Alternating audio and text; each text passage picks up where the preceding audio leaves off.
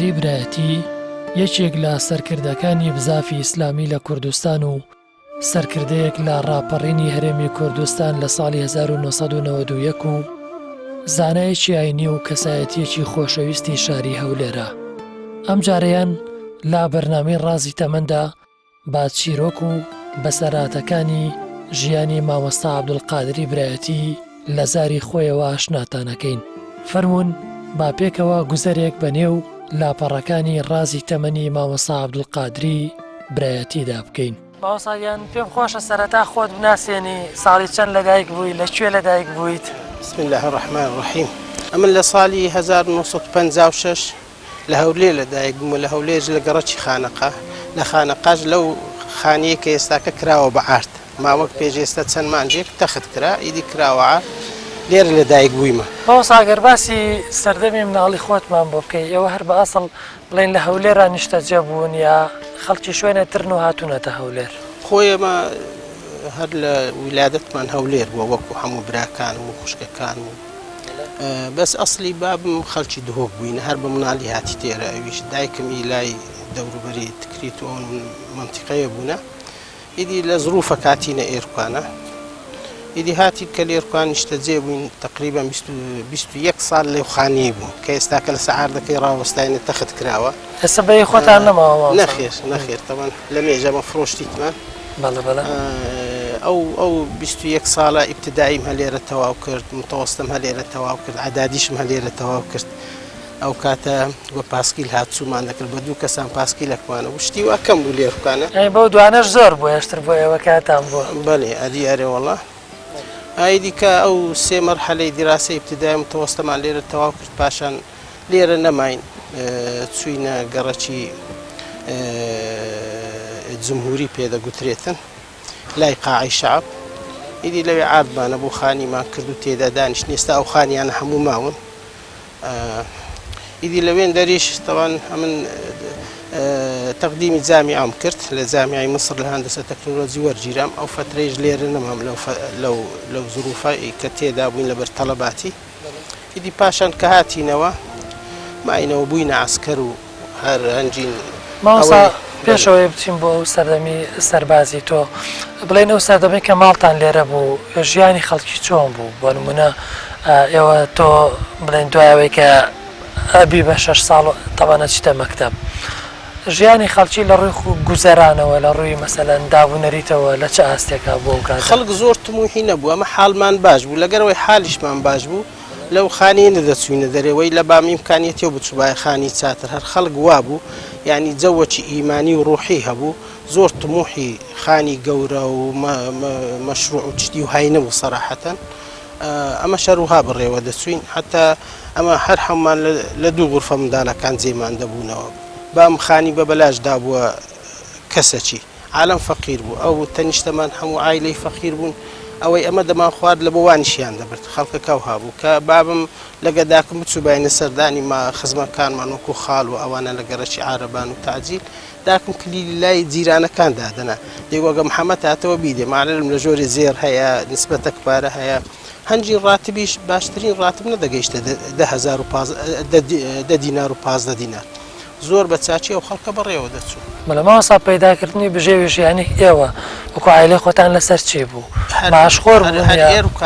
ئێروکانە خەڵکی هەولێر کە لە سیمەتری بە ژۆرەوە بوو، ئەسلی هەولێر ئەو سێ چار گەڕەکە بوو، تەیراوە و تاجیل و گەڕەکی عەرەب و ناوی چییە تۆزە گلای سێ تاقار و ئەوانە بوو سەیداوە. یعنی هەولێر هەر ئەوەندە بوو تقریبا دەتوانم بڵێم.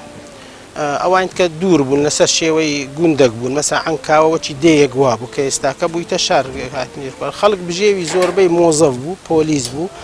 یانیش مۆزەفی دەوائیرەکان بوو، ینی نسبەی دوکاندار و کەسابەت زۆر کەم بوو. لەبەرەوەی ڕاتب لە بۆ خەڵکەکەی شتێکی باش بوو، لێشی زیاد بوو. مەسەن معلیم وەکو وەزیرەکی ئێستاوا بوو ڕاتبی، خەڵکەکە گەر کچێکەکەی خۆی بدا بایە معلمەک دەیگۆ دایتوە معلمەک، یعنی وەزیفەکی زۆر گەورە بوو معلم، کە ئێستاکە هیچ قیمەتی نەمایە. خەڵکەکە بە چاوەکی زۆر کەم، هەر معلمیش بە چاوەکی کەم تەماشای خۆی دەکاتن. ئابژێ و ئەو هەبوو. عالم دەهاتن لەو کۆڵانانە بە عارەبانە باینجان و سەوزە و میوە ئەو چتانە دەسوڕانەوە، یا خەڵک لێرە دەسوڕانەوە ئافرەت پیا و شتیان بە مقایەدە دەفرۆشت. مثلەن بڕک چای دەدا یا برنجەی دەدا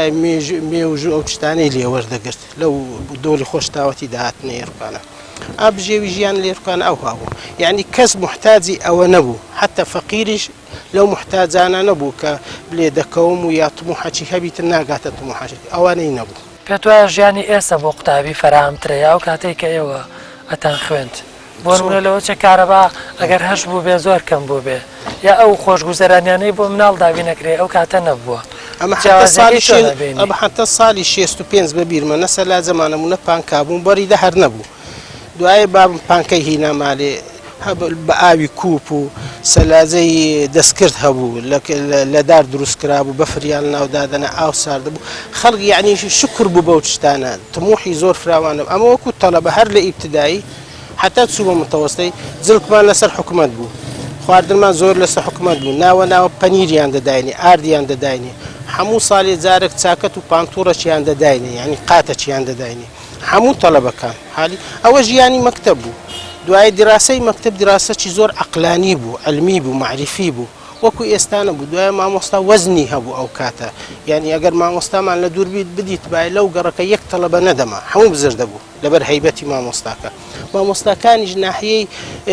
نەفسی و ڕوحی فەقیر بوون مەسەن لێرەوە بە پێیان دەچوە ناو بازار لەوێ سواری پاسی دەبوو پاس ینی ئامانەی حکومیە بوو پێ دەچوە عەنکاوەی مامۆستا دیانەکانمان حالی ئابە و شێوەیە بوو دیراسەی مەکتەب 100% لەگەر دیراسەی ئێستا فەرقی لەبەر هەندی ئەوانی قەدیمە گەر ئێستا کە تەمەشا بکەی نەوع فەهمەک و عەقلیەتەک و دامەزراوەیەکیان هەیە بەزی ئێستا کەوانێ طموح و زوعفی مەناهیج ئەو جۆرە مامۆستایانە دروست ناکاتن حەقەتەن کامە لێرکانە بووین کەسابەتمان دەکرد منداڵ بووین محتاجیش نەبووین بەس داکمان ئافرەتەکی عاقل و دنیا دیتە بوو بە زۆری کەسابەتی پێدەکردین لە هەموو کەسابەتەکانی زەرەرمان دەکرد داهاتینەوەمان بەڵام هەر کەسابەتی پێ هەر جۆی لێ نەبوو کە عوتڵەکان نەیدەویست بچین لەگەڵ کوڕ منداڵی خەڵک گەمەی بکەین و تەبیعاتمان بگۆڕێتن ئەوەمان هەبوو لێرکان.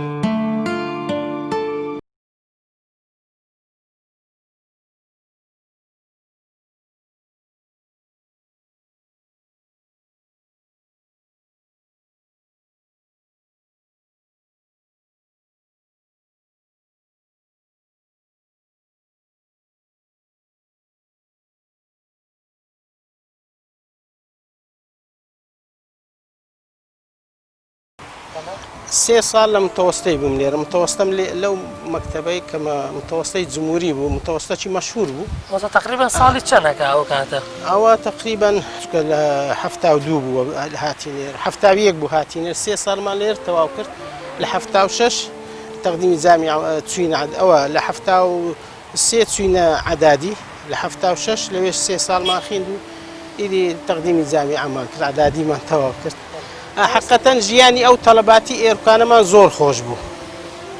ماوەسا لە ڕووی بەدەر لە ژیانی ناو مەکتەب لە ڕووی ئەو کاتێکە دەسەڵاتی بەعس لە ترۆکا بوو بڵێن هیچ داواکاریتان لێ ناکرا کە ببرە بەحسی یا کێشتان بۆ دروست ناکرا لە مەکتەبە ئەوە لە عەدادی بە بەس لە متەوەستەی نە لە متەوەستەی شتە نەبوو نانە ئەو شتەمان نەبوو بەس لە عەدادی لەبەرەوەی مەرحەلەی کۆتا بوو یعنی تەخەڕوجەکە ئەو جیلە تەخەڕوجەکە عەدادیە فرق دەکاتن لەوە ئەو کاتە خەریج عەدادی زۆر بوو دەهات یەکسەر تاین دەبوو ئەوی ئیشی دەکرد لۆ خۆی ئیشی دەکرد خاستن عوتڵەکان تەڵەبە ئیشیان دەکرد ئیش زۆر بوو ئەنواعی کەسابەتە بوو هەم لە کۆڵانەکان هەم لە دوکانەکان هەم شاگرد بوون و ئەوانە ئیش لە بۆ گەنج هەبوو حەقەتەن لەبەرەندێ ئەگەر فەقیریش باە پەچی نەدەکەت خاستن تەڵەبە کە فەقیریش بانە لێرکانە مامۆستایەکان هەندێک یارمەتی فەقیریان دەدات چکە ڕاتبی مامۆستا بەنسبەتە خۆیان ڕاتبەچی باش بوو یا ئاسانکاریان لە بۆ تەڵەبە دەکرد ئەمە بەبیرم دی حتا هات بۆ متەوەستەی قەلەم و دەفتەر و مختاتە و مساحە و جلوبەرگ و حتا خواردن هەموو لەسەر حکومەتی بوو لێرکانە شتێکی ینی کە دێتەوە بیرم ینی جەوەکی ڕوحی زۆر گەورە بوو کە مقارنە دەکەم لەگەر ئێستاکە کە تەڵەبە هەموو مەحرومن هەست بە نەقسەکی گەورە دەکەم حەقەتەن ئەو مامۆستایانەی لێرکان دەرسیان دەگوتەوە هەموو لە ئاستەکی بەرز بوون لە ڕیاضیات و لە تاریخ لە جوغرافیا لە هەموو مادەکان دوایە لەگەڵ تەڵەبە زۆر خۆیان ماندی دەکرد یعنی بە معنای کەلیمە حتا تەڵەبەیان محاسبەی دەکرد زۆر بە توندی محاسبەیان دەکرد ئەگەر بەهات بایە دەرەجەی کەم بایە یا دەرسی تەحزیر نەکرد بایە تەلەبە هەیبەتەکی مامۆستای لە دڵ هەبوو زۆری لە مامۆستای دەترسا لەبەر هەندێ مرتەبیت بوو بە دیڕاستی خۆی زۆر نەبوو هەر باسڵ مامۆستا یەک مامۆستای باسیمانە بوو ئەویش پیاوەکی زۆر محتەرەم بوو ئەسلی هەولێری بوو ئەحمەد ئەفەندی بوو ئەحمەد قەسابیان پێدەگوت زوو مردەویش فەقیرەی پیاوەکی ڕاضیاتی دەگوتەوە زۆر زیرەک بوو نانە نەزرەی حەزبایەتی ئەو دەورەی نەبوو نهائیەن لە متوەستی تەنها لە عەدادی مەرحەلەک ئەویش ینی وانە بوو کە عەلە ئەساس زەرەری تەڵەبەکانی هەبی داواکردنیان یا محاسەبەکردیان لەسەر مەسئلەی حزب حتا نەزرەی قەومی کوردیشی تێدا نەبوو ئەمن حتا عەدادیشم تەواو کرد هەستم نەدەکرد کە ئەمە کوردایەتی هەیە و یا شتی وها هەستمان پێ یەک تەڵەبەشمان لەگەر نەبوو کە ئەو نەزرەی هەبیت هەست پێ بکاتن دوای لە پاش عەدادی زروفەکە گۆڕا ئیدی ئەو فکری قەومی کوردی سەری هەڵدا و بەو نەوعی کە ئێستاکە هەیە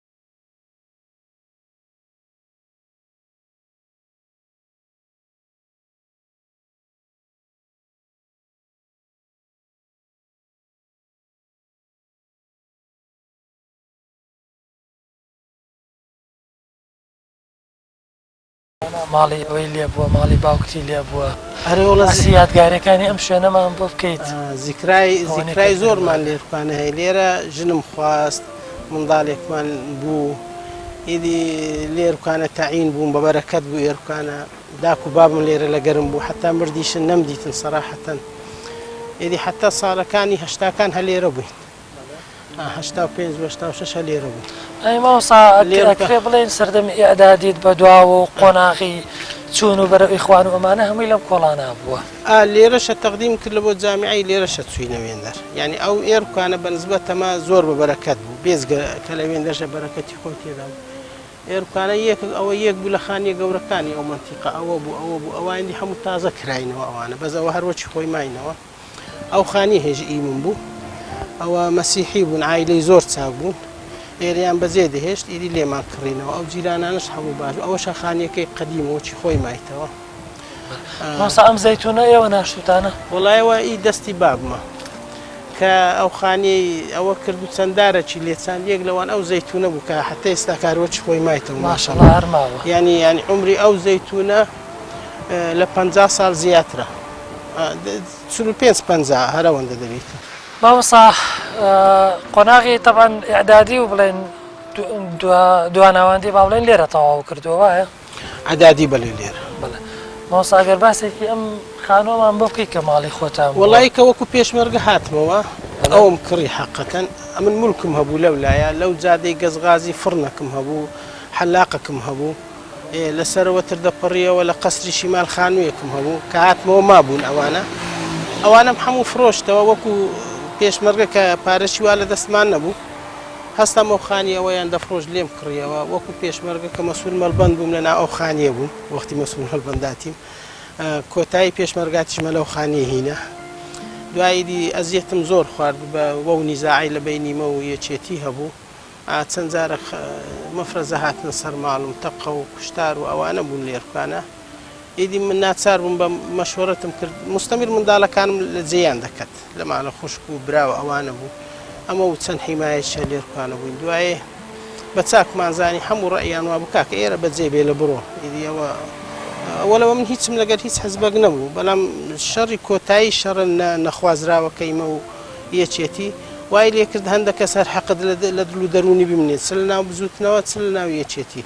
ئیدی وەرە ئەمە ئاشتیمان ئاشتی بوو سەراحەتەن شەڕیشمان شەڕ بوو ئیدی شەڕەکەش ناچار بووین ئەمن ئەوانیش بە ناچار دەزانم لە حالەتەک بە هەر حاڵ ناچار مەستە منداڵەکانم بەڕێ کرد لە بۆ دەرێ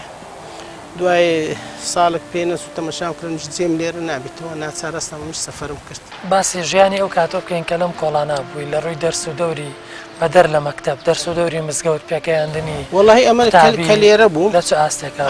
پێشەوەی بچمە دەرەوە تەمان بەڵێ ئەوە مزگەفتی حاجی بەکر زێڕنگیە مزگەفتەکی مەشهورە مزگەفتەکی گەورەیە مەلا جەمال لێرە بوو خدا عەفوی کە وەفاتی کرد ینی یارمەتیمی زۆر دەدا احترامی زۆر دەگرت تەڵەبەکی زۆر لەو مەنتیقا ئێستا کە هەموو ساحب ژن و منداڵ و نەوەنە هەموو لێرە لەو مزگەفتە پێڕاگەیشتن مامۆستا شێرزاد لەو مزگەفتە دەرسم پێدایە بەخۆی و برایەکان شێرزاد ئەبوولوهاب بەڵێ لەو مزگەفتە بەخۆی و ئازاد و نەوزاد دکتۆری برایەن هەنجین منداڵ بوو دەریان دەکردە دەری ئێستا ماشەڵڵە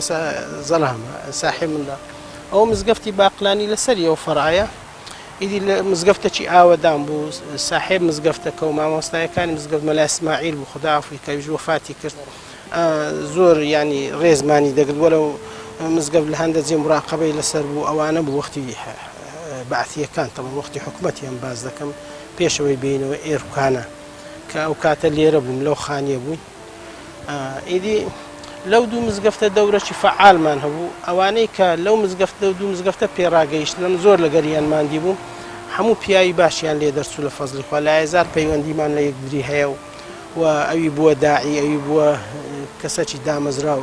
ئەوانە حتا ماڵ و منداڵیشیان ئێستا هەموو دامەزراون لە فەزلی خوای ئەو مزگەفتەی ئەو لایش تەبان کاتی کە لە متەوەستەی بووین لە ئیبتدایی حتا متەوەستەماتە لە مزگەفتی شێخ مستەفای ئەمە نێزیکەی لە هەفتە حتا هەشتا نۆهەت سەد کەس تەڵەبە لەوێ دەرسمان دەخین ماوەی چەند ساڵێک حتا ئەمن دەهات بەخۆی دەمانچەکەی لەوێ دادن شتێکەکەمان نەدەو بەس گوێی لە قسەکان ڕادەگرت و ئەو هەندە بەبیرمە کرێکار هات گوتی وەڵام من نوێژی ناکەم کان گۆم دید وها زۆر دڵم خۆش و بڕیارمدا نوێژی بکەم بەخۆی برادەرێک بوو کە هاتن نای کاک موحسینە شەربەرێ گوتی من لە خەستەخانەی جمهوری ئیش دەکەم کرێکارم لێ بە شەویست دەچمە مەکتەبی شەو زۆرم پێخۆش بوو ئەنگۆمە و هادی تەسیری لێکردم بڕیارم دامیش دەست بە نوێژ بکەم تەڵەبە بووین مامۆستا ئەو ئەحمەد ئیسماعیل لەوێ دەرسمانی پێدەگۆی ملیۆنێرە ئێستاکە مامۆستا محمود فەقی دەرسمانی پێدەگۆ بێجگە لە خارجی مەلا ئەوە هەبوو لەوێندەر مەلا سلێمان بوو مەلا مهم چەند مامۆستایەکی وەکو مەلا لەوێندەر بوو دەچوین مەلا شەریف بوو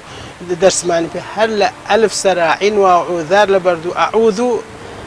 ئەوە لەوێ فێر بێ سەرەتا لە ئەلفەوە لە ئیبتیدائیرە ئەو پەروەردەیە لەوێندەر بوو دەستخۆش ئەویش زەوەکی ئیمانی زۆری هەبوو لە منداڵی و حتا متەوەستەمان لەوێ تەواو کرد دەستخۆش مامۆستاجی پاشەنیدی کە هاتینەوە ئێرەم بەجێ هێشت و ڕۆیشتین لە دەست کوردی ڕۆیشتین ئەم جارە دەست کورد جارێک لە دەستی حەزبی بعد جارش لە دەست کوردی ڕۆیشتیمە بەداخەوە حتا پاشان هاتمەوە ئیدی هاتینەوە شەڕی برا کوژی و کورد کوژی و ئەو شتانە نەما حەقەتەن بڕیاردرا کە دووبارە نەبیتەوە ئەو هەڵە گەورانە ئەمیش هاتمەوە ئیدی ئێستا کە مرتاحین والحەمدولله هەرچەندە لە ظروفی وەزعی خەڵک نامرتاحین بەڵام ئەمنیەتەکە دەورەی زۆری هەیە لە بۆ خەڵکەکان نەبوونی ئیمکانیەت و ناوی چیە مەعیشەت نەبوونی ئەمنیەتیش خەڵکەکە تەدمیج دەبێتن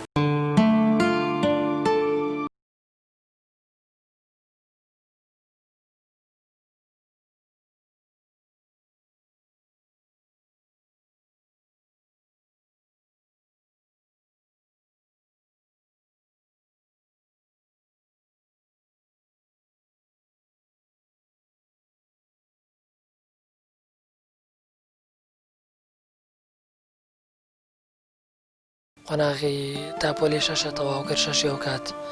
لەکوێ زانکۆت خوێند توانی و چه بڕوانامەیەک بەدەست بێنی من دوایەوەی کە ئیبتدایی و متەوەستە و عەدادیم تەواو کردە لە هەولێر هەر ویلادەتیشم هەولێرە ئیدی لەو بینەی هەر لە جەوەکی ئیمانی گەورە بووین ما لە ناو خێزانەکی متەحەفیزی بسوڕمان سوپاس بۆ خوا هەموومان ملتەزیم بووین بە خوشک و برایەکانمانەوە هەموو و حتا لە قوتابخانەش بووین هەر لە ئیبتدائیڕە پابەند بووین بێزگە لە دیراسە و خیلمەکە بە ئاداب و ئەخلاقی ئیمانیمان و تاوەکو عەدادیشم تەواو کرد بەخۆم و لەگەر ئەو دۆست و برادەرانەی کە هە لە مەرحەلەی ئیبتدائیڕە پێکەوە بووین تاوەکو عەدادیشمان تەواو کرد هەر بەو ئەخلاقە گەورە بووین. لە دەرەوەی کاتی دەوامی مەکتەبەوە دەوامی مەکتەب بوو، بەڵام لە پاشی دەوامەکان عوتڵەکان کەسابەتمان دەکرد، هەر عادەتی خەڵکی هەولێر وا بوو لە عوتڵەی کوڕەکانیان هەموو فێری ئیش دەکرد و دەناردە سەر ئیش و پاشان هەموو ڕۆژێ دەرس و دیراسەمان هەبوو، هە لە پاش متەوەستەی بە تایبەتیەوە هیچ لە ئیبتیدایی لای مامۆستا دەرسمان دەخیند و هەر لە ئەلف و بارە دەستمان پێکرد حتا وەکوونێ قورئان ختمکردن و تەفسیر و علومی حەدیث و ئەو شتانەمان خوێند. ئەو کاتێک عەدادیشمان تەواو کرد هەر لەسەر ئەو نەهجە بووین، بە تایبەتی لە مەرحەلەی پاش متەوەستەی طبعا لە هەولێر دەتوانم بڵێم لە هەموو عێراق بەس ئیخوان هەبوو، یعنی وەکو جیهەتێکی منەظەم کە ئیشی دەکرد، دەعوەی دەکرد، تەبلیغاتی دەکرد و خەڵق قەناعەتی پێ هەبوو ولا یەزالیش ئەنساریان زۆرە لە عالەم. لەسەر نەهجی ئوسلوبی دەعوەی ئەوان بووین حەقیقەتەن و قازانجیشمان کرد حەقیقەتەن لە هەموو ناحیەکەم تێگەیشتمان لە ئیسلام و جانبی ئەخلاقی و مستەقبەلی ئیستفادەمان زۆر لێیان کرد. بەڵام لە پاش عەدادی کە تەقدیمی جامیعەمان کرد و ئیدی لێک ترازاین حەقیقەتەن دوور کەتینەوە لە یەکدری. ئەمن حتا لە متەوەستەش بووم دەچووینە گەنجەک و خینگەرم بووین، دەچوومە حدودی ڕەبیعەی سووریا، لەوێڕە دەچوین بە قاچاق شریتی شێخ عەبدولحەمید کەشکمان دەهینا، هەنجینە و شتانە نەبوو لێرکانە دەمان هینا لێرە تەسجیلمان دەکرد، دەماندا ماڵەکان جۆیان لێ دەبوو. حەقیقەتەن جەوەکی ڕوحی و حەماسی ئیمانی زۆری لە بۆ گەنج دروست دەکرد. ئەو کاتێک کە لە متەوەستەی بووین لە هەولێر نەبوو شریتی سێتی قورئان، یەکەمین جار لەوێ ڕاهینامان حەقیقەتەن هینامان لە هەولێر مەجموعەکس تەسجیلمان هەبوو، ئەو تەسجیلانە یەکلەی دەدا ئەوانی تەسجیل دەکرا و کاتە ئۆرزدی هەبوو لە هەولێر ناوعە تەسجیلەکی هینا بوو، تەسجیلەکە هەم هەرزان بوو هەمیش باش بوو. لە مالی یەک لە برایەکان بوو یەکلەی دەدا پێنج شەشێک بەجارێک تەسجیلی دەکرد. زۆر لە ئەوانەی بە تایبەتی حافزەکان لە هەولێر قورئانیان حەفز بوو، خەڵکی دیکە زۆر بەدەگمەن بوو. ئەو شریتە وای لێ کرد حافزەکان دەوریان باشتر بیتن بەو شریتانە بە بەلاش دەماندانێ، هەموو بە ڕۆژانەی خۆمان دەمان کڕی بە کاسەبەتی خۆمان ئەو شریتانەمان دەکڕی و تەسجیلمان دەکرد بڵاومان دەکردەوە. دوای وەی لێ هات لە ماڵان زۆر بوو سێتەکان خەڵکی دیکەش تەسجیلی دەکرد و زیادی دەکرد لە ڕاهی خوا، یعنی زۆر پەرتەی کرد خەت حەقیقەتەن بیناغەی شریتی شێخ عەبدولحەمید کەشک و سێتی قورئان لە هەولێرێ ئەمە بووینە سەبەب کە پەیدا ببیتن قەدەری خوا. بە کاسێت بڵاو بێتەوە، کاسێت بەڵێ هەموو کاسێتە ڤیدیۆیەکە کاسێتی گەورە بۆ کاتە، شریتەکانش کاسێتی گچکەکان بوو. ئەو کاسێتانە لە ئۆرزدی دەهات، سعرەکەی هەرزانتر بوو، سێت بوو دەمان کڕی و ئەوانەمان دەکرد. و لە هەمان کاتیش مووسڵ مەشهور بوو بە دەعوە و بە کاتبی ئیسلامی وەکو فلان و فلان زۆر بوون لە کاتبە ئیسلامیەکان لە مووسڵ، کوڕاسەکی زۆریان چاپ دەکرد. دەچوین ئەو کوڕاسانەمان بە دەرزەن دەکڕی دەمان هینا لە هەولێر لە پێش مزگەوت یا بە خۆمان یا دەماندا منداڵکارێک بفرۆشیتن. ئەو کاتە تەمان هەمووی بە دەفلس و نیو درەم و ئەوانە بوو، پارە هەر ئەو هابوو.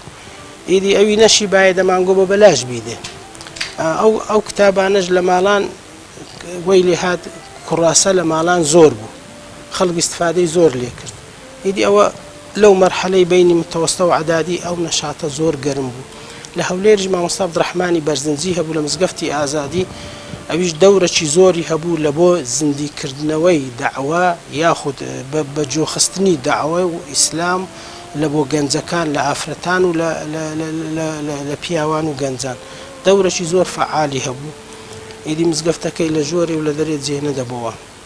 پاشان کە ئەو مەرحەلانەمان بڕی دوایێت تەڵەبە بووینی تەقدیمی جامیعەمان کرد، تەقدیم جامیعەی خارجیمان کردمە 4-5 کەس بووین، ئەمن و کاک باجەت ساڵح برای حاجی منەوەری شەهید ڕەحمەتی خوای لێبی پێکەوە عەدادیمان تەواو کرد، ئازاد مستەفا کە ئەویش لەگەڵمان بوو. ئیدی تەقدیمی جامیعەی هیندی و هیند و مصر و سعودیەمان کرد، وتمان لە هەرچی هانوەرگیرە ئەمە هەر قازان زمانە. ئەوە بوو قەدەری خوا بەزە من ناوم دەرچوو لە هەموو تەڵەبەکان یانیش حتا بەعثیەکانمان زۆر لەگەر بوو کە لە عادادی ئەزیەتمانیان دەدا حەقەتەن کە نەدەبووینە بەعثی و دەشیان زین نەشاتمانەیە ئەزیەتمانیان زۆر دەبانگ دەکراین و ئیهانە دەکراین ئیدی قەدەری خوا جۆمان نەدەدایە تحملمان دەکرد لەبەرەوەی ئەو تەربیە لە دەرەوەی مەکتەب وەرمان دەگرت تەربیەکی حەقەتەن تێر و تەسەڵ بوو ئینسانی دامەزراو دەکرد کە تەنازول نەکەی لە مەسئلەی دین و عەقیدە و ئەوانە ئیدی وەی لێ هادەمە کە لەوێ وەرگیراین چوین ئەم لە هەندەسەی میکانیکی جامیعەی حلوانی مسری لە قاهیرەی ناوم دەرچوو ساڵی چەند لە 76 لە بۆ 77 ئەو کاتێک کە سادات سەلامی ئێعلان کرد لەگەر ئیسرائیل وەزعی لیبیەکان و عێراقی و تونسیەکان و جەزائیریەکان تەڵەبە لەوێ زۆر بوون خاستن لیبیەکان دەوریان زۆر بوو ئاژاوەیان دەکرد دیعاییان دەکرد لەسەر دیواری دژی حکومەت دەیان نووسی کە لەسەر لەگە ئیسرائیلەوە بوو ئیدی مخابراتی سعودی کەتە ئەوە مسری کەتە ناو گەنجەکان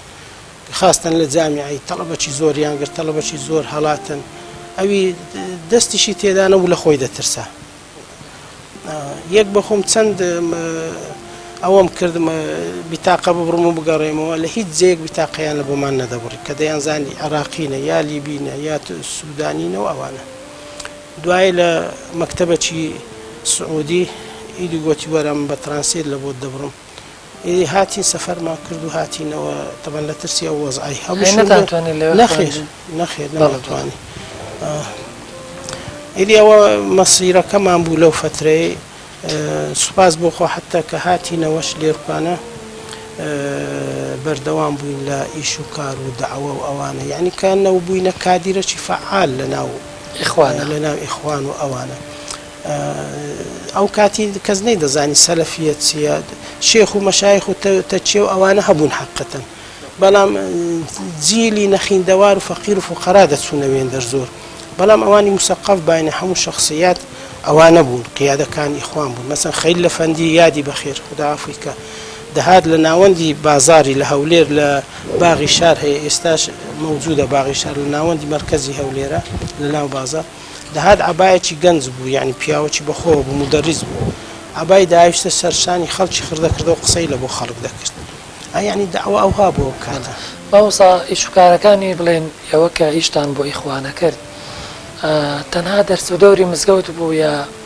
وەکو ڕێکخراوێکی حیزبیشی لات بوو بۆ نمونە چالاکی سیاسیتانە کرد یا تەنها لە مزگەوتەکانە خەڵکتان وەشارە کردەوە بەخۆی ئیشی ئیخوان برایانی ئیخوان با بڵین دەعوە بوو زیاتر هیچ چالاکێکی سیاسی نەبوو نە سیاسی نە عەسکەری دعوە یعنی ئەو کەسێک کە لە ناو قەزیەکەش بوو نەیدەزانی ئیخوانە یان نا حالیان بە ڕسمیات بڵین کە ناوی هەبیتن و ئەوە مەسئولە یا کادیرەکی وایە ئەو شتانە نەبوو یعنی عمومەن خەڵکی بسوڵمان لە مزگەفتەکان خاستن جیلی گەنج و مسەقەفین بەو ناوە مربوط بوون سەراحەتەن بەڵام بڵێ بە تەنزیم بیتن باوە ئۆتۆماتیکیان هەموو وەکو برایەک لەگە یەک دریشیان دەکرد لە خلالی ئەوەی کە وەزعەکە لە ساڵانی هەشتاکان هەشتا و شەش و هەشتا و هەفت و ئەوانە وەی لێ هات بڕێک نەقدمان هەبوو تەمەشامان دەکرد حزبی بەعض زوڵمی زۆر دەکاتن ئەوانش قسە ناکەن و یا نەشاتێک ناکەن قەزێکی سیاسی ناکەن و ئەوانە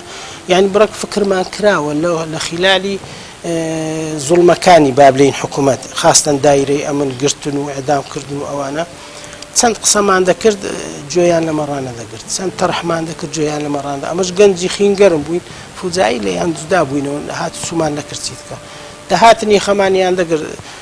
ئیدی پێویست ناکەمان دە مەواقفەیە باز بکەم ئەو برایانەیە مەجموعەک جودا بووینەوە تەبان ماوەستە سەربام و کە عەبدولباسط بوو مەجموعەک بوون هەموو جودا بووینەوە چەند مەحا هاتن و ئەوەیان کرد ئیدی ئەوانش وە نەبوو عەلە ئەساس زەختمان زۆر لێ بکەن لەگەن ئەو شتانە نەبوو کە بەجێمانی بەجێ لە پاشەوی ئیدی دەستمان بە قەزەی حەرەکەی کرد سەراحەتەن نیمچە تەنزیمێکمان دروست کرد لە هەوڵ پێشەوە بچینە سەرەوە تەبەن ئەو کاتە عەسکەری یا سەربازی بۆ دەوڵەت ئیجباری بووە وەبزانم جەنابیش و 4 ساڵ سەربازی و کردووە ئەگەر باسێکی ئەو کاتم بۆ بکەیت تەبەن گەرمەی شەڕی ئێران و عێراقیش بووە لەو کاتێکە تۆ بووی بە سەرباز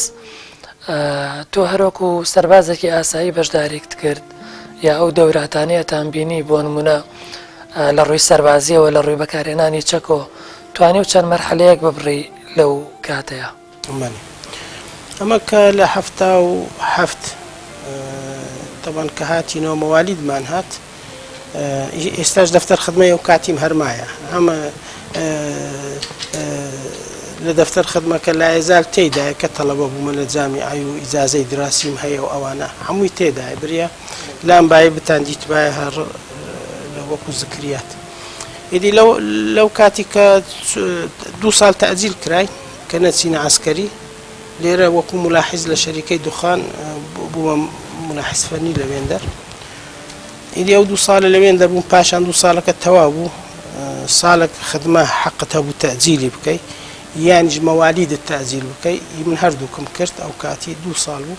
دوای پاشان بووینە عسکەر کە بووینە عسکەر حقەتەن لە بۆ جاری یەکەم لە معسکەر غەزلانی بوو معسکەر غەزلانی مەدرسەی گەورەی عسکەریە بە درێژایی تاریخ زۆربەی دەوراتی عسکەری تێدایە حتا تەیڕانی تێدایە ئەم دەورەی زۆرم حقەتەن نێزگەی 5 دەورەی بەس کمیاویم دیت ئەو کاتی دەورەی ئەسلی حەسانی دەم دیت دەورەی سەواریخی مانوتکام دیت دەورەی قوات خاسەم دیت ئەو کاتە دوای وەی لێ هات لە دەورەکان هەموو یەکەم دەبوو دوای ناوی چییە دەورە هەبوو لە وێندەر زوبات لە سوودان و لە مصر و لە هەندێک لەو دەوڵەتە عەرەبیانە داهات لەوێندە هەر لە ڕوتبەی عەمیدی تێدا بوو حتا وەکوێ نەقیب و مولازم کە دەهاتن دادەنیشت ڕوتبەکانیان وەردەجێڕا ئەمە دووسەیەک بووین زۆر زیرەک بووین لە زمنی وان دادەنیشتین لەو دەورانە لە زمنی هەر هەموویان لە فەزلی خوای یەکەم دەبوو ئەو زابتانە هەموو دەهاتن ماچمیان دەکرد لە گەرم دادەنیشت دێگۆرە بزانم ئەو ڕسمە هەندەسیانە ئەتو لە چێ فێر بووی ئانەیان دەزانی کە ئەمە دراسی هەندەسە و شتانەی تێدا بووانە یعنی ڕسمی سەواریخەکان و ئەجزایەکانم کە دەکرد زۆر بە دەقیقی بە شکلەکی هەندەسی زۆر معجیب بوون پێ معلوم ئەوان ڕوتبەیان هەموو عەمید بوو مقدم بوون عەقید بوون ئەوانە بوو ئیدی لە هەموو دەورەکان هەموو جاری یەکەم بووین لە فەزلی خوای ئەوانی دەورەی دیراسی بوو ئەکادیمی بوو لە هەموو یەکەم دەبوو تەوان مامۆستا کاتێک کە چووی بۆ ئەسکەری پێشتر لە هەولێرا بە مەرحەلەیەکی زۆر تایبەتی خوانیشاتێ بەڕێوی لەوێ هیچ تاسیرێک هەبوو لە سەرەوانەی کە لە معسکەرەکانە لەگەڵتانە بوون مەسەلەن لە ڕووی ئیلتیزاماتی دینیەوە بۆ عیبادەتەکان بۆ نوێژەکان کە معسکەری غەزلانیە من نێزیکەی ساڵ و قسوور لەوێ هەر لە دەوراتم ساڵ و نیوە نزیکەی پاشان ئەمەیان بردە معسکەری ئور لای ناسڕی لەو سەحرای ئور معسکەرێکی زۆر زەخم بوو لەوێن دەربووین حقەتەن کە لەوێ بووین ئەم لە هەر چێن دەربایە دینداری خۆمان هەر دەکرد عیلاقەی بەوەی نەبوو کات و ئیخوانی یا شتەچێەوە لەو معسکەرە نێزیکەی حەڤدە یەزیدیمان لەگەر بوو لە یەک قاعەی مەسیحیەکم لەگەر بوو لە تەنیشتم دەنووست ئەوە کات کە هەموو بسوورمان بوون ڕەمەزان هات هەنچی لەگەریان قسەم دەکرد دادەنیشتم و ئەدەب و ئەخلاقی خۆم پێشانیاندا زۆرە منیان خۆش دەویست وەی لێ هات یەزیدیەکان و مەسیحیەکەش کە ڕەمەزاندا هات هیچ یەکەچیان نانیان نەدەخوارد حتا مەغریب نەبایە مەغریبیش کە دەهات وەختی فتار دەبوو لەگەرە من نانیان دەخوارد نەیان دەهێشتە من نانی بکەم دەگۆ کۆت و بە ڕۆژی قبول دەکەنێت و خواردنی بکەین نەیان دەهێشت بە هەر حاڵ یەزیدیەکان زۆر محتەرەم بوون زۆر دوایێ وەی لێ هات لەو معسکەرە بەدەگمەنمانەوە هەموو خەڵکەکە نوێژی دەکرد کە ڕەمەزاندا دەهات معسکەر هەبوو سن یەک پاقلاوە یا دوی لە بۆ دەچوو بە عەدەدی ئەو معسکەرەی ئەوە دەهات پاقلاوە دەهات یعنی 15 سنی پاقلاوە خواردن زۆر دەهات لەبەرەوەی خەڵک زۆر بە ڕۆژی بوو زابتەکمان هەبوو بە ناوی نەقیب عەبدولکەریم فەڵەستینی بوو ڕۆژێک بانجی کردم گوتی عەبدولقادر ئەتوو ئاگار لە خۆبیتن پیاوەکی دیندار بوو گوتی ئاگار لە خۆبیتن ناود لە فەیلەقی ڕۆیشتیە لە بۆ ئەوەی لە بۆ قاتعی عام ئەمیش گوتم لۆ وتی وەڵا ئێرە هەموو نوێژی دەکەن دەڵێن هەموو ئەتوو سەبەبی وتم باش ئامان ئێستا شیعە لێرە نوێژ دەکە خۆ من شیعە نیمە ئەو خەڵکە لۆ خۆی نوێژی دەکات ئەم کا خەڵکم خەڵ کردیتەوە محازەرەی بدەمیانە یعنی گەیشتە ئەو دەرەجەیە یعنی ئەگە حەربی عێراق و ئێران دەستی پێ نەکردوایە ئەمن شون بزر کرابوون چونکە لە معسکەریت کە هەبوون بەس لەبن دۆشەکەکەی کوڕاسەکی ئەوەی چی پێدەین دەربارەی دینی کوڕاسەی ئەتیادی بوو ئەوەیان بردبوو شون بزریان کرد یەک لەوان ناوی چییە ئامۆزای مامۆستا زوهێری یەکگرتو ئەو بزر کرا تەواو شوون بزر لەسەر یەک کوڕاسی کە لە بن ئەوەکەی دیترا بۆ لە بن سیسەمەکەی دوای واستەچی زۆر حتا گەیشتە عەزە دووری و ئەوانە ئەو جا دیتیانەوە کە لە چێندەرە دوای محاولەکی یەکجار زۆر کرد پاش چەند ساڵ ئەو جا بەردرا یعنی ئەو هابوو قەزیەک ئەگەر بیان زانبێ یەک نەشاتیە ئەگەر شەڕی عێراق و ئێران دەستی پێ نەکردبایە بە قسەی ئەو ئامر فەیلەقەکەمان ئەوە بوو تکریتی بوو ناوی حاچم سوڵتان بوو زۆر تند و ئەوە بوو ئیدی کە نەقیب عەبدولکەریم ئەوەی بە من گوتی زۆر ئاگات لە خۆبی وەزعەت باش نییە وەڵا قەدەری خۆ هەمووی دوو مانجی نەبرد شەڕی عێراق و ئێران دەستی پێکرەگەنا وەزعەکەنەوە چیتکە بوو بەنسبەتەم معسکەرێک بە کاملی دەست بە نوێژ بکاتم بە ڕۆژی بوون کوردیشمان زۆر بۆ کاتە لەوێندەر مامۆستا لە کاتی شەڕی ئێران و عێراق تەبەن تۆ لە بەرەوەی خۆت بڵێن موشک توانێتە موشک بەهاوێژی لە شەڕا وەبزانم موشکی دژە تانک و لە ژێردەستا بووە ئەڵێن جارێ دەباڵەیەک بەرەو ڕوتەیە بڵێن بەرەو ڕووی تۆیەت عازیز پێیان کە لێیەی بەڵام تۆ موشەکەی بۆ تەقێنی بەس بە جۆرێکە لێ نەدەی من ئامری ناوی چیە مەفرەزەی ئەوەی بووم ساڕوخی مالۆت کە ساڕوخەکە دوونەوەی بەرمائیمان هەبوو بە ناقیلەی دەچوویە ناو ئاو چار ساڕوخی لێ دەهاتە دەر ئی سەفەری بەڕیشمان هەبوو ئەمە ئەو کاتی کە لە جەب هەبووین ئەوانەمان لەکن بوو ئەو حەقیبەی سەواری خانە ئامری قاتعەکە هات گوتی ئەگەر بتوانی ڕەتلی دەبابە لە ناو ئەوەی بوو لە ناو سەنگەری خۆیان بوو لە بەرامبەرمان گوتی ئەگەر بتوانی یەک لەو دەبابانە بشتێنی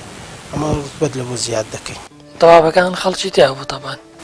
نا لە ناو سەنگەر بووە دیکو دەبابە لە ناو سەنگەر حەفریان کردی بە شۆفەری ڕاوەستایە بەس لەمە دوورە تەبان لێمان دیارەوە ها دوورە تەواوەکە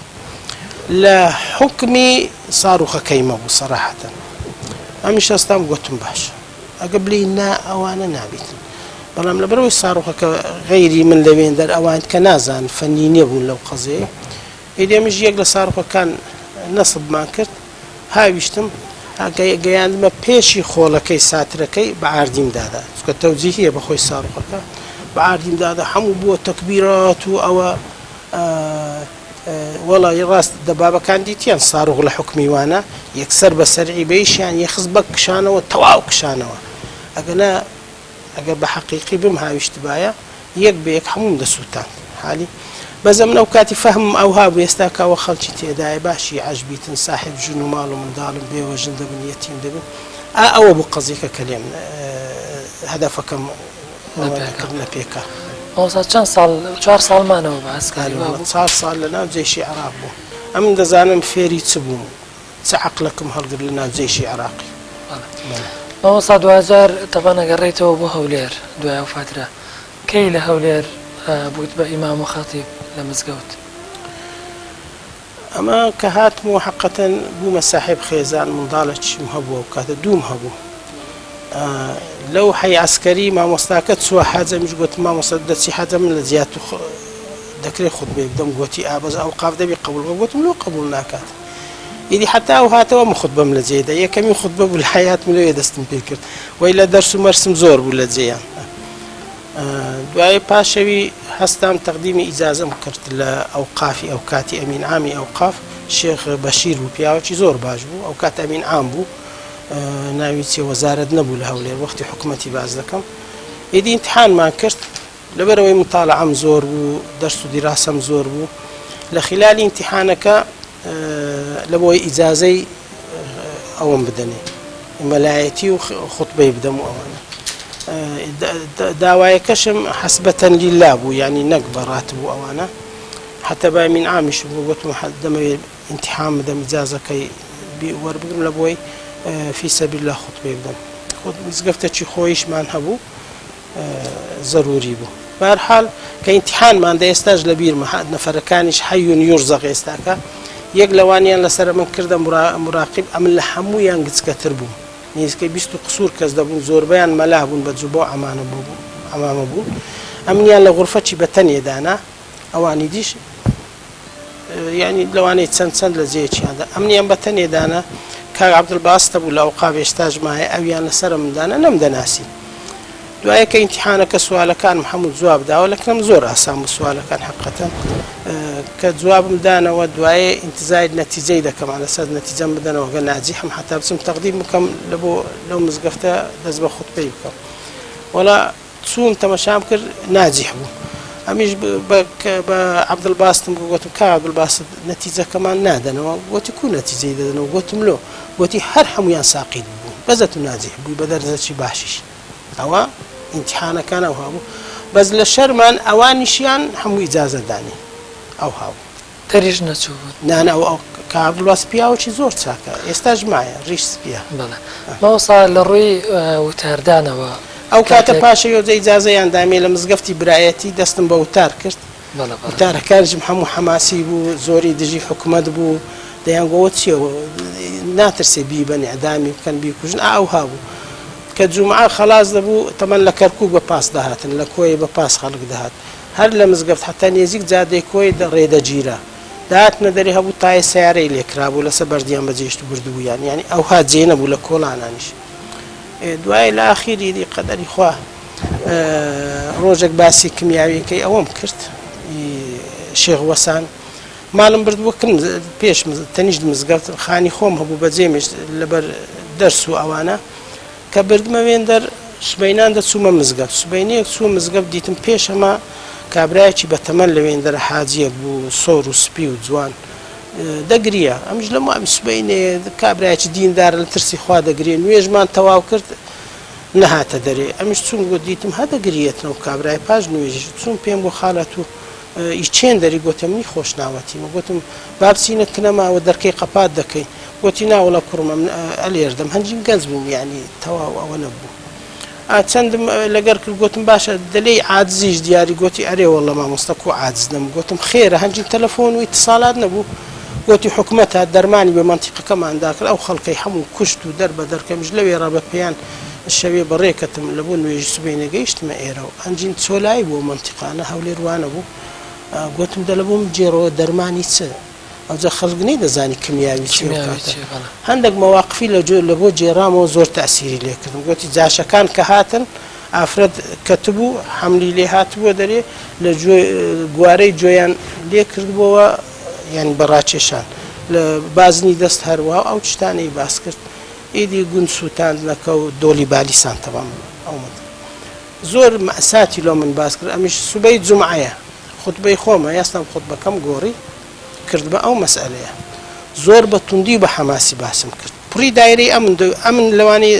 جومعە نەبوو دە کەس نێتە وێندەر هەموو بەدەمانسە داهاتن دادەنیشت داهاتنە غورفەی ئەوە میان دەکرد ئەتوکو دوعا سەید ڕێز ناکەی ئەو شتانە هەبوو ئەو کاتی بە هەر حاڵ کە خوتبەکەمدا ئەو کاگمەلە سعدەدین هەیە لە ئەوەی لە ئەوقاف لەگەر مەلە سەلام حاجی سەلام ئێستاش مەوجودن لە ئەوقاف نەماین بەس حاجی سەلام هەرمایە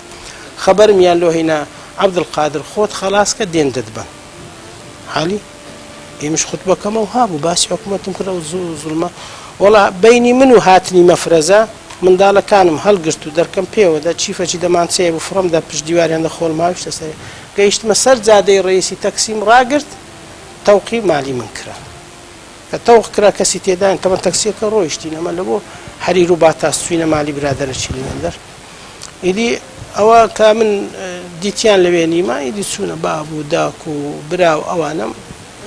ئەوەیان کردن بانجیان کردن ماوەسا کاتێک ناوی ماوەسا عەبدولقادری برایەتیە برێ ئەوانەی کە لە ڕابردوو گوێبیستی وتارەکانی تۆ بوون یا بڵێن ئەوانەی کە لە ڕابردوو پێشمەرگەی بزوتنەوەی ئیسلامی بوون بە تایبەت یا لە شاری هەولێر کۆمەڵی وتاری حەماسەت یا کردداری حەماسیش تەنانەت دژی دەسەڵاتی بەعسیەتەوە پێشچاویان تۆ وتارانەی کە لە هەولێر ئەتیان بۆ خەڵکی زیاتر بڵێ خستنە ڕووی واقعی کۆمەلگا بوو یا ئامادەکاری بوو بۆ دروستکردنی بزوتنەوەیکی چەکداری بە هاوکاری ئەو کەسانی کە سیقەتان بەیەکە بوو پێشەوەی بزوتنەوەی ئیسلامی دروست بکرێ نا هیچ فکرێکی چەکداریمانە و سەراحەتەن ئەو وتارەکانم قسمەکی ڕوحی بوو قسمەکیش ئیسلاحی بوو حقیقەتەن باسی مەسەڵەن فلان مدیر دائیرە وها فلان مەسئول ئەو های کرد ئەو مەسائلانە بوو خەڵکەکەش پێیان سەیر بوو ئەو قسانەکە دەکرێتن بلێ فکرەکی جیهادیمان هەبوویە ئەو شتانە نەبوو ئەمە کۆمەڵک برایەک بووین هاتوچ یەکدریمان دەکرد ئاگامان لە یەکدری هەبوو پشتیوانیمان لە یەکدری دەکرد حتا گەیشتە ئەو حەدەی تەمان پێشی مزگەفت ئەوەی باز دەکەم شێخ عەبدولەتیف ئەو کاتە هاتە هەولێر شێخ عەبدولەتیف بەرزنجی ئیدی لەگەری دانیشتین مامۆستا چ بکەینە و زوڵمە هەیەویش تازە لە سزن بەر بوو لەگەر مەلا ئەحمەدی ڕیش دەلێن ناوی جەماعەتی ڕابیتەی دروست بووە بچین بپرسیم بزانین ئەوانە چنە ئەگەر ڕێکن با پشتیوانیان لێ بکەین ئەگەر ڕێک نینەمە چ شتێک بکەین حەقەتەن یعنی ئەو مقەدیمانە هەبوو بەس ئیعلانی چەکداریمان نەبوو بە ڕەسمی ئەوانە هەبوو پێشەوەی ئەمن مزگەوت بەجێ بێنن ئەوە بوو هەموو متتەفیق بوون لەسەرەوەی دووسێ دانیشتنمان کرد هەموو متتەفیق بوون لەسەرەوەی کە سێ کەسی دەستنیشان بکەین بچن لە ڕابیتەی بکۆڵنەوە بزان ئەو ڕابیتەیە چییە ئەوسا کاتێم پێشی بچینە وێندەر ئەمە حملەشی فتوامان کرد لەسەر ئەو مەواقفانەی دایرەی ئەمن و ناویچی حکوومەتی بەعث لەگەر ملەتی عێراق بەگشتی بە تایبەتش لەگە کوردی ئەو کاتە ئەنفال ئەوە هەبوو ناویچیە تەرحیلی بارزانیەکان هەبوو ئەو حاجی منەوەر دەورەی عەجیبی هەبوو لە یارمەتیدانی عایلەی بارزانی کە لەو چۆلەی لای بەحەرکەوە ئەوانە کەتبوون لەناو قۆرتیان بەدەستی لێتدا بەو سەرمایی بەشەو ئەرزاقی لۆ دەبردن لایلۆنی لە بۆ دەبردن بەدزی تەبان بجیرابای هەر شون بزر دەکرا و شتانە کەس لە بۆ سبەینی ئەمن دەهات هەمووی خڕدەکردەوە لە یانی دەستان بە هەزاران بوو